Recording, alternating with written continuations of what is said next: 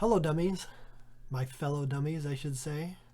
While we're all sitting here in the house, all of our illustrious leaders are working off of total stupidity. I see an article here that says Germany and the Netherlands seem to fight off the virus better than most. All right. And so we're all confused on why that is. We don't understand why that is. And we're all hiding in our houses and we're waiting for some magic beans or whatever the hell we're doing. And it says here that data from Germany shows just 0.4% of people who tested positive for the virus have died from it, much less than the 9.5% in Italy and 4.3% in France. So let's just think about the statistics for a second. The reason that it's 0.4% is because Germany's been testing everybody since the beginning. So they have all of the cases, including the people who get better, unlike here in the US where we've only been testing the people that were really sick. So if you do that, you end up with skewed mortality rates, which look ridiculous. And that's why everybody's freaking out when we don't have all of the proper data. And we've been basing all of our decisions on that. The low death rate in Germany has confounded experts, and it can be due to several causes. The experts are confounded. I don't understand what's going on. What is going on here? Maybe it has something to do with the testing? No, that can't be that. It's got to be that this is the end of the world. Chicken Little. The sky is falling. That's what this whole thing is.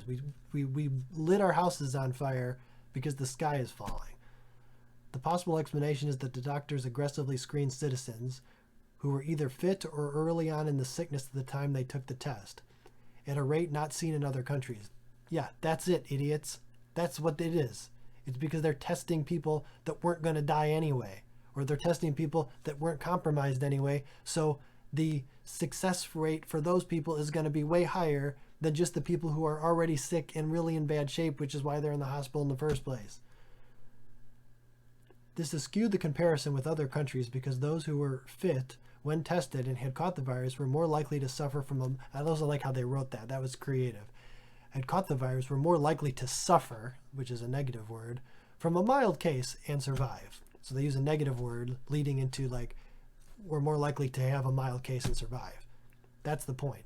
The point is that if you test everybody, then you find that this isn't really that much worse than the regular flu. Let's call it 4 times higher mortality than the flu. Is it worth blowing up our entire global economy because of 4 times worse than the flu? I don't think so. I don't think it's worth it. I would assume that everyone else who's lost their jobs and everyone else who now is like worried about food for their families, the other countries that, third world countries that already are on the fringe are now going to be, I don't know what the death rate's going to be on those, but they're not counting any of that. They're only counting the death rate of the people that die of coronavirus.